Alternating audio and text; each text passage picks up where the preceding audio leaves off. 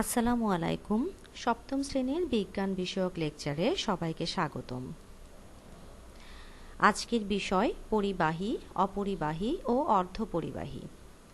তথ্যগুলো মূলত পাঠ্য বই এবং ইন্টারনেট থেকে সংগ্রহ করা হয়েছে।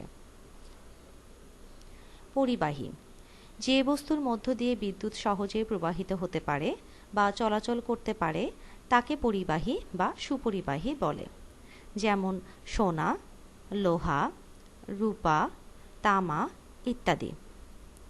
ধাতু, তাপ ও বিদ্যুৎ সুপরিবাহী। সোনা, রূপা, লোহা, তামা এগুলো হচ্ছে ধাতুর উদাহরণ। ধাতু কেন তাপ ও বিদ্যুৎ সুপরিবাহী? আমরা জানি সোনা একটি ধাতু। সোনা কেন তাপ ও বিদ্যুৎ সুপরিবাহী তা আমরা এখন দেখব। আমরা জানি সোনার পারমাণবিক সংখ্যা ৭৯, তাই সোনার ইলেকট্রন বিন্যাস হবে এই রকম। পরমাণুর শেষ কক্ষপথে যে ইলেকট্রনগুলো থাকে সেই ইলেকট্রনগুলোর মাধ্যমে পরমাণুর ধর্ম নির্ধারিত হয়। সোনার সর্বশেষ কক্ষপথ হচ্ছে এইটি।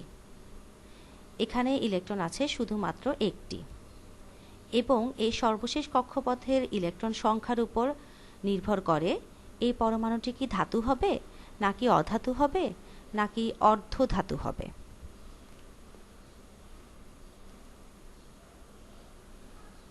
সোনার পরমাণুর নিউক্লিয়াস হচ্ছে এইটি।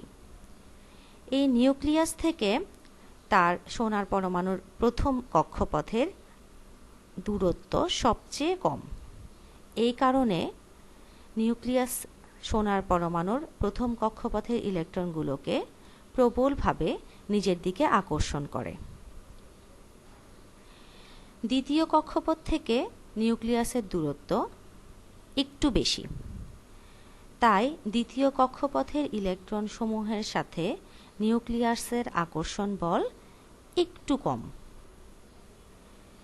তৃতীয় কক্ষপথ থেকে নিউক্লিয়াসের দূরত্ব আরও একটু বেশি, তাই তৃতীয় কক্ষপথের ইলেকট্রন সমূহের প্রতি নিউক্লিয়াসের আকর্ষণ বল আরও একটু কম। এভাবে করে প্রতিটি কক্ষপথের দূরত্ব যত বাড়তে থাকে ওই কক্ষপথের ইলেকট্রন সমূহের প্রতি নিউক্লিয়াসের আকর্ষণ তত কমতে থাকে। তাহলে সেইভাবে চতুর্থ কক্ষপথের প্রতি নিউক্লিয়াসের আকর্ষণ বল থাকবে আরও একটু কম, পঞ্চম কক্ষপথের প্রতি নিউক্লিয়াসের আকর্ষণ বল থাকবে আরও কম, এবং সর্বশেষ কক্ষপথের ইলেকট্রন সমূহের প্রতি নিউক্লিয়াসের আকর্ষণ বল থাকবে সবচেয়ে কম। এই ক্ষেত্রে সোনার পরমাণুর ক্ষেত্রে দেখা যাচ্ছে সর্বশেষ কক্ষপথে শুধুমাত্র একটি ইলেকট্রন আছে। এই একটি ইলেকট্রনের প্রতি নিউক্লিয়াসের আকর্ষণ বলটি খুবই কম। এটি এত কম যে এই সর্বশেষ কক্ষপথের ইলেকট্রনটি খুব সহজেই পরমাণু থেকে বের হয়ে যেতে পারে। এই কারণে এই ইলেকট্রনটিকে বলা হয় প্রায় মুক্ত ইলেকট্রন।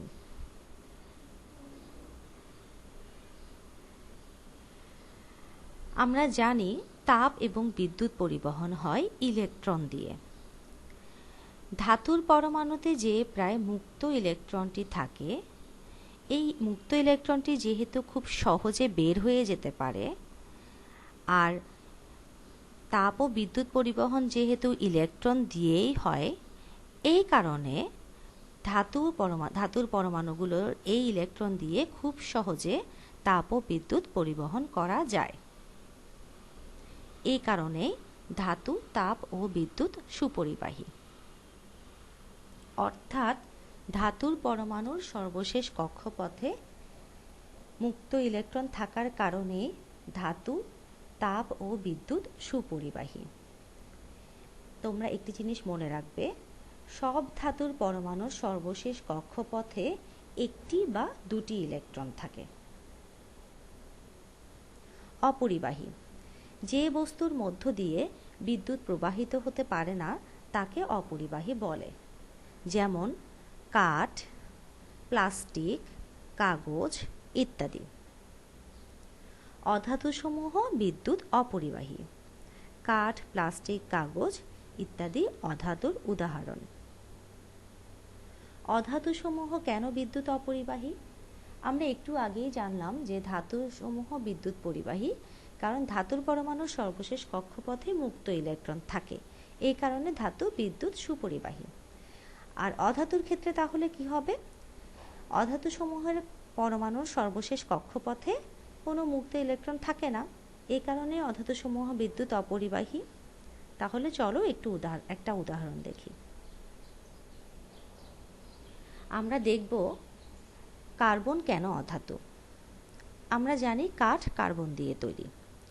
কাঠ অধাতু, যেহেতু কার্বন দিয়ে তৈরি তাহলে কার্বন অধাতু বলেই কাঠ অধাতু। কার্বনের পারমাণবিক সংখ্যা 6, তাহলে কার্বনের ইলেকট্রন বিন্যাস হবে এই রকম। কার্বনের ইলেকট্রন বিন্যাস থেকে আমরা দেখতে পাচ্ছি কার্বন পরমাণুর সর্বশেষ কক্ষপথে 4টি ইলেকট্রন আছে, অর্থাৎ এখানে কোনো মুক্ত ইলেকট্রন নেই, এই কারণে কার্বন অধাতু।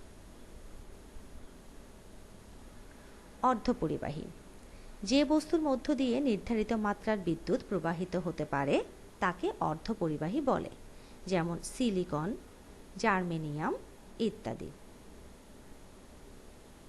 তাপমাত্রা বৃদ্ধি করলে এদের পরিবাহিতা একটি নির্দিষ্ট সীমা পর্যন্ত দ্রুত হারে বৃদ্ধি পায়। অপরিবাহী কিভাবে বিদ্যুৎ পরিবহন করে? আমরা জানি সিলিকন হচ্ছে সবচেয়ে বেশি ব্যবহৃত একটি অর্ধপরিবাহী পরমাণু, অর্থাৎ সিলিকন সাধারণত অধাতু, কিন্তু এটিকে অতি উচ্চ তাপমাত্রায় ধাতুতে পরিণত করা যায়। সিলিকনের ইলেকট্রন বিন্যাস থেকে আমরা দেখতে পাচ্ছি সিলিকনের সর্বশেষ কক্ষপথে 4টি ইলেকট্রন আছে, অর্থাৎ এতে প্রায় মুক্ত কোনো ইলেকট্রন নেই। তাহলে তো বলা যায় সিলিকন অধাতু। কিন্তু সিলিকনকে যখন খুব উচ্চ তাপমাত্রা প্রয়োগ করা হয় তখন সিলিকনের বাইরের সর্বশেষ কক্ষপথের এই 4টি ইলেকট্রন কাঁপাকাঁপি করতে থাকে। যখন সিলিকনকে আরও উচ্চ তাপমাত্রা প্রয়োগ করা হয় তখন বাইরের এই ইলেকট্রনগুলো তাদের সর্বশেষ কক্ষপথ থেকে বের হয়ে যেতে পারে। আর আমরা জানি ইলেকট্রন দিয়েই বিদ্যুৎ পরিবাহিত হয়। যেহেতু এই সর্বশেষ কক্ষপথের ইলেকট্রনগুলো পরমাণু থেকে বের হয়ে যেতে পারে, অর্থাৎ তারা তখন তারা তখন বিদ্যুৎ পরিবহন করতে পারে। এই কারণে সিলিকনকে বলা হয় অর্ধপরিবাহী।